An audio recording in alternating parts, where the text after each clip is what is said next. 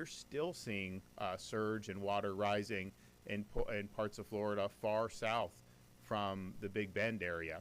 So you look at Southwest Florida, you look at the Tampa Bay area, you're seeing really significant amounts of surge. There's going to be streets that are flooded and will continue to flood all up and down the west coast of Florida. So it's hazardous conditions right now, and please, do not be going outside until things settle down. We know that travel on the roads can be hazardous, and we typically, unfortunately, will have fatalities in every storm from that. When you are out on the roads in the middle of one of these storms, that is very, very dangerous. So please do not do that. Stay put. Also, if you're sheltering in place, know your surroundings in terms of trees. You are going to see trees that are going to get knocked down. I'm sure some have already been knocked down. But you have these 140 mile an hour winds hitting here in North Florida. This is going to extend. I mean, you're going to have hurricane force winds that are going to extend across a couple counties to the east and west of Taylor County. And that's going to cause trees to fall down. If you are in an area where you have that, please take precautions there. Treat it almost like a tornado as that's going by you for there. We have many major bridges that have been closed throughout today at various points. Most of the major bridges, of course, in places like Tampa Bay have been closed, and they will be open as soon as it's safe to reopen them. We have FDOT, they're standing by. As soon as it's safe, they're going to go in there, do the inspections, and get those bridges open again. You may, if you're here in North Florida, you may have a period of calm when you are in the eye of the storm. Just understand that storm is not done, and it's very, very hazardous to go out for there, especially with how fast this storm is moving. You're going to be putting yourself in jeopardy if you try to go out in the middle of the eye wall of the storm. We are going to see down power lines. Those are very hazardous as well. Please do not mess with any down power lines in and around your home or anywhere you may come in contact with them. Also, be very careful about standing water. People get up in the morning when it's light out. There's going to be standing water in a lot of parts of this state. Don't go trudging through that. There's going to be a lot of hazards that could be in there, and just please be mindful of that. The storm is going to pass, and when it does pass, you're going to have still going to be dark outside. Do not go out in the pitch black trying to navigate any debris or anything. That's just not going to be the safe thing to do. Wait till you get light and you can take stock of what's going on in your property and govern accordingly from there. When you're using ladders, please be safe with that. We do have fatalities involving people climbing on ladders, trying to get to their roofs and falling, and that happens almost every storm. Please just be very careful with that. And also, of course, there's going to be an enormous amount of debris in various places, and you could have down power lines, you could have dangerous objects. Just be very careful when you're around the debris. Also, be careful about using a generator. Do not use a generator inside your house. There have been power outages. There's going to be more power outages. You can use a generator, but make sure you're running it outside your home. Keep it away from windows and keep it away from the doors. We have not had fatalities in the more recent storms with misuse of generators, but that has happened in the past, and this is something that's very much avoidable. So the state is ready as soon as this storm passes and it's safe to do so, to commence search and rescue operations. We have 3,500 National Guardsmen standing by. We have our state guards standing by. We have state troopers standing by, and they will be active if need be. And I know we have a lot of our local first responders are going to be ready to be able to be on scene as well as needed. We're also going to be ready for road clearing. There is going to be debris on the roads. We want to get these roads open. We want to make sure that people can travel safely. And so our Florida Department of Transportation is standing by for cut and toss operations. And those will begin as soon as it's safe to do so. They're also going to go in and inspect the bridges so we can ensure they're safe and can be reopened. They have 40 large pumps to be able to pump water out of areas that have flooded, as well as almost 700 generators. And then, of course, another mission is going to be power restoration. We have tens of thousands of linemen that are standing by. I think people have seen some of the pictures that we've seen from TECO, from Duke Energy, from FP&L, and they are going to be on scene probably as soon as it's light outside in the morning. And so you'll have all day Friday, a full day worth of power restoration. I think they're going to get a lot done. Obviously, we're going to have to navigate this debris, and hopefully they're going to be able to have easy access to these power lines. But this is a priority to be able to get the power restored as quickly as possible. And then we're also standing by to help with disaster supplies for people that need them. We have meals ready to eat, of course, the water mission, bottled water, Starlink internet devices, fuel for folks who may need fuel. So that all is standing by and ready to be done. And there'll be a lot more that is going to be done as circumstances warrant. If you need assistance, non-emergency assistance after the storm, you can call the State Assistance Information Line at 1-800-342-3557. Now, this is not for emergencies. If you are in a situation where it's emergency, you make the normal emergency calls. This is for non-emergency assistance involving the aftermath of the storm, and we urge you to call that number if you need help. So we are here. We're going to face the storm in Tallahassee. I think we're on the west side of the storm, but I think the winds are actually going to be very, very significant. And even though the eye of the storm has entered into Taylor County, you are absolutely going to see major, major gusts in Jefferson County, in Wakulla County, in Leon County. That's going to happen. So we'll be here at the EOC through that process. And then when it's safe to kind of be liberated from here, we're going to be out and about surveying the damage and coordinating the response. With that, I will bring up Kevin Guthrie. Thank you, Governor. Hurricane Helene is, as the governor mentioned, is currently making landfall in the Big Bend area of Florida. Please shelter in place, as the governor has said. Stay indoors. Again, I like his analogy of treat this like a tornado right now. Again, those individuals along Deckle Beach, maybe even as close to Steinhatchee, you're probably seeing very, very clear skies right now. That's because you're in the eye of the hurricane. If you can hear us and you have power, please do not go outside.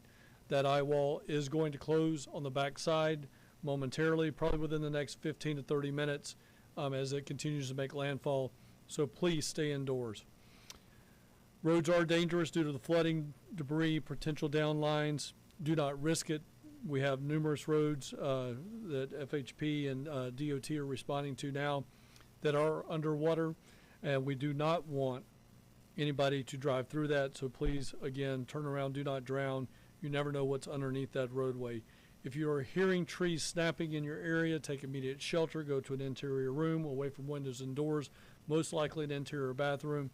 Close the doors and get as low as you possibly can. If you lose power and use the generator, do safely and never indoors, as the governor's already indicated. Once the storm passes, listen to your local authorities for updates. There may be situations where it's not safe for you to return back to your home. You can call ahead. You can talk to your local sheriff's office, your local police department, and see if they have anything that may be dangerous to where your area cannot actually be accessed. There's nothing more frustrating than coming back into an area after a disaster and you can't actually make it to your home. So call ahead and see if the area is accessible before you spend all the time in traffic trying to get back to your residence. Do not attempt to clean up hazardous debris or down power lines. Make sure you report the damage to local authorities. If you have damage, make sure you're calling your local emergency management agency or local 911 center. Please do not mess with power lines that are wrapped up in trees. If you do need assistance, as the governor said, you can call the State Assistance Information Line, 1-800-342-3557. Again, that's 1-800-342-3557. We have talked about this in just about every press conference we've done, but do not do dangerous things after the disaster. If you need help, we will send you help. If you need help, your local county emergency management agency will send you the help. We have folks like Team Rubicon, the Southern Baptist Disaster Relief, the Methodist, the Catholic Charities, Salvation Army, United Way. All of these agencies will come and help you take the debris off your house. They will help you take the debris out of your yard. They will get on ladders themselves with people that are trained to do so. And that is free of charge. Don't take the risk. Use the free assistance. You can always follow us at floridadisaster.org/updates for latest information, or you can follow us at FLSERT on X and Instagram, and on Facebook at FDEM for real-time updates. And again, thank you very much, Governor. So this is a big storm. It's a powerful Category 4 storm, but it's also just very large, and it's going to have impacts are being felt, have been felt, and will continue to be felt far and wide. And so when Floridians wake up tomorrow morning, we're going to be waking up to a state where very likely there's been additional loss of life, and certainly there's going to be loss of property. You're going to have people that are going to lose their homes because of this storm. And so please keep those folks in mind, keep them in your prayers. We've got a lot of folks here that have been lined up, ready, mobilized for days now, ready to go and provide support. Kevin listed some of the nonprofit groups that are going to be here.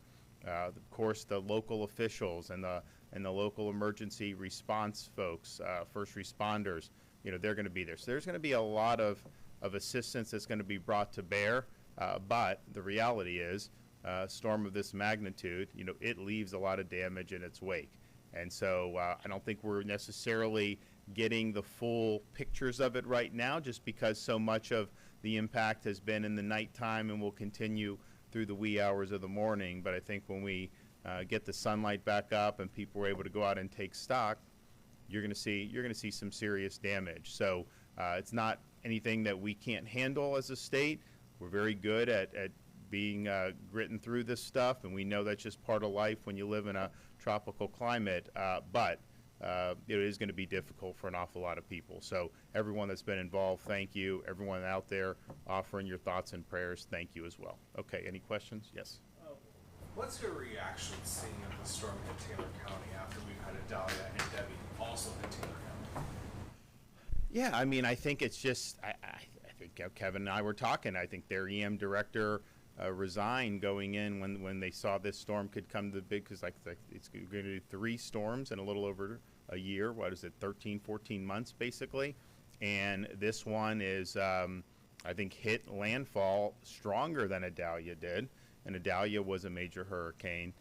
Debbie was not as strong, but Debbie left a lot of water in its wake. And so you have relatively under-resourced community that is having to do that. Now, we're going to be there. We're going to be helping. But it isn't easy when you work hard to recover from Adalia, then you get Debbie, and it's like, oh, man, and then you get another big one come right on top of you. So it's not going to be easy, but we'll be there. We'll get through it. I know you mentioned the one fatality. Is that the only one that you know of right now? It's the only one that we know of. But as I said, we wake up tomorrow morning, the chances are there will likely have been more fatalities. It's just when a storm is this big and this strong, there's so many different things that can happen. This one was some car driving on the roadway and something falls on you. We are going to have trees falling. We're going to potentially have people, maybe against advice, go out on the roadways. We may have some more road, and you may have had folks get caught up in storm surge. I mean, we don't know, but I think it's likely that one or some of those things will have happened by tomorrow. But no, we don't have any reports of any fatalities other than the one traffic fatality. But I would imagine that will likely change as we get more and more reports through the wee hours of the night and into tomorrow morning. On substantial damage to infrastructure. I know, like there's that one bridge that runs to St. George, and there were a lot of concerns about some of the bridges, this thing was moving up the coast. We don't yet, but I think for sure when we wake up in the morning, the storm will have moved through the state. I think some of the storm surge that we've seen on the Florida Peninsula on the West Coast, some of that may have dissipated by then.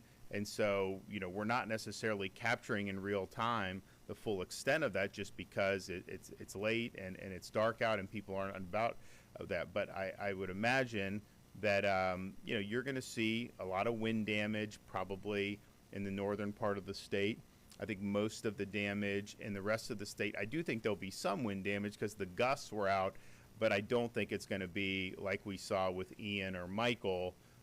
For places that weren't in the eye of the storm in terms of that level of wind damage. Now here in the Big Bend area, 140 miles an hour, that's real deal. That's not quite what Michael was. That's not quite what Hurricane Andrew was and some of the other big ones that we've known in Florida. But that's packing a big punch.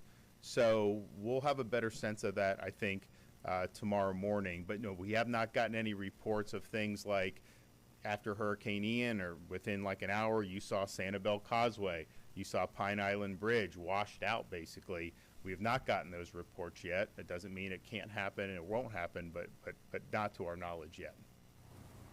Okay, we will be back tomorrow morning.